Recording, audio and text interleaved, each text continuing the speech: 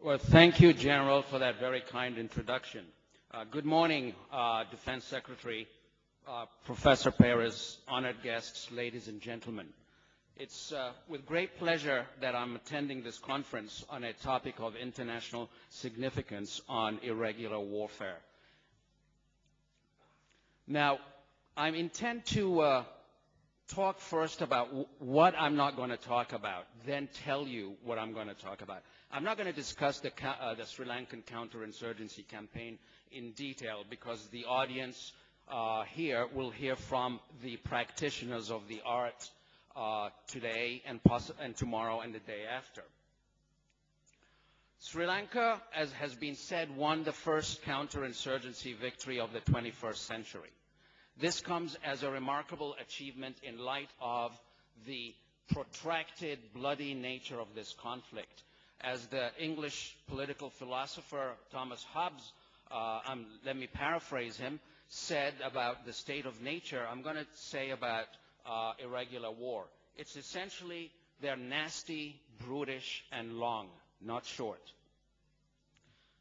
After 3 decades of protracted war, Sri Lanka's victory came as a surprise to a wide range of observers, journalists, academics, and NGO heads. Even they were regarded as unbeatable. Even the Sri Lankan government and academics regarded the LTTE as a virtually unbeatable enemy until around 2005, 2006. Even the head of the LTTE and his leadership regarded their position as unassailable. And military overconfidence does not just afflict states, but it also afflicts non-state actors.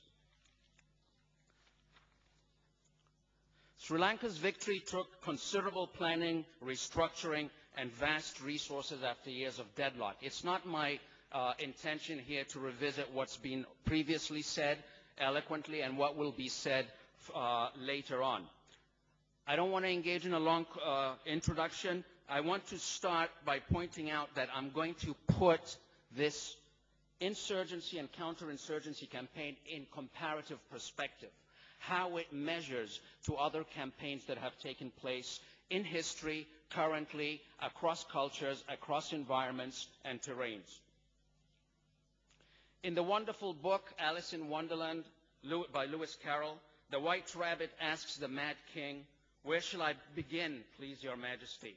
Begin at the beginning, go on until you come to the end and stop. And I think this is sound advice. This is what I will do in the compare and contrast. First, I will address briefly the controversy, particularly in media and general non-expert opinions generated by Sri Lanka's coin victory. It is actually a remarkable fact, and this is my own personal opinion, it's a remarkable fact that a country has to justify a victory in war. But nonetheless, in light of the current situation in the world of what we call new media, the presence and prevalence of new media, which creates what I call a narrative. It's a battle of perceptions in the world. And countries can lose battles of perception in the context of the new media. It is not good and it's not feasible or sound advice for countries to try and control the media because you're not going to succeed in this era. New media is not subject to gatekeeping and agenda setting by governments. What governments need to do is to be able to counter the non-state actor with their own media narrative prior to the conflict, during the conflict, and particularly after the conflict is over, which is why I will discuss the notion of states needing to create a cadre of information warriors, trained soldiers who are also experts in communication. The first entity to actually do this effectively was a non-state entity. It was Hezbollah. From the 1980s right through to now, it sends media out with its combatants. They're trained soldiers, they film, and they know how to fight as well. And they won the media war in 2006.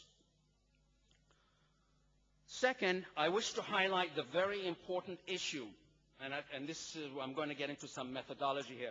The very important issue of what we call commensurability, how to measure insurgency and counterinsurgency campaigns against one another without what I call a unidimensional or a one-dimensional point of view.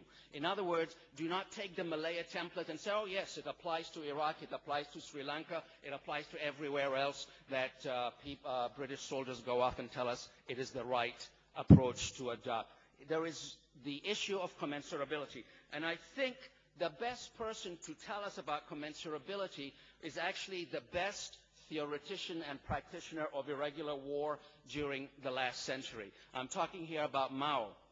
In his book, Problems of Strategy in China's Revolutionary War, written in 1936, Mao wrote, and I'm going to essentially paraphrase, it says, the laws of and principles of war are a problem which anyone directing a war must study and solve.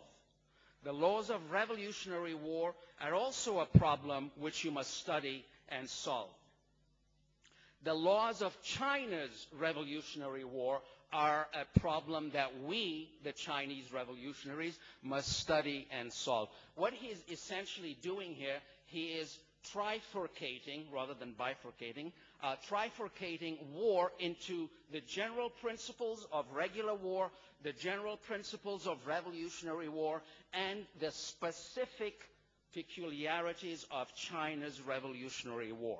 Now, you can go up and down and vertically and horizontally as you engage in comparing and contrasting.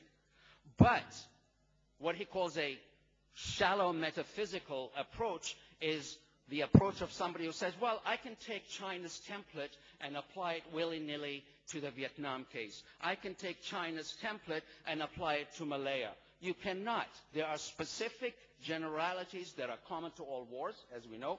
There are specific generalities common to all revolutionary wars, but there are also general specificities of each war. And anybody studying another country's war or revolutionary war has to understand that fact, because despite the commonalities or the principles of war that you can apply across the board, there are also things that you cannot. And quite often, many countries fail in that essential task. Now, of course, what I've just said here sounds like, abstract Marxist scientific materialism. It is not. What he's saying is that war, as I've just I will reiterate, war has certain principles and they have specificities.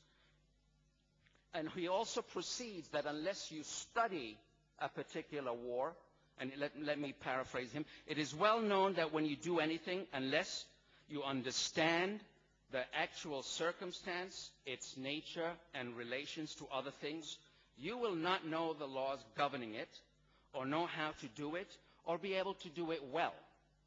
Revolutionary war, whether it's revolutionary class war or a revolutionary national war, has its own specific circumstances and nature in addition to the principles of general war.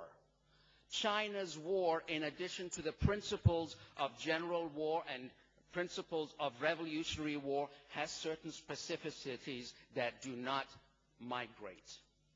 This is really key in understanding the issue of commensurability when you're comparing and contrasting insurgencies historically, across time, across cultures, and terrain.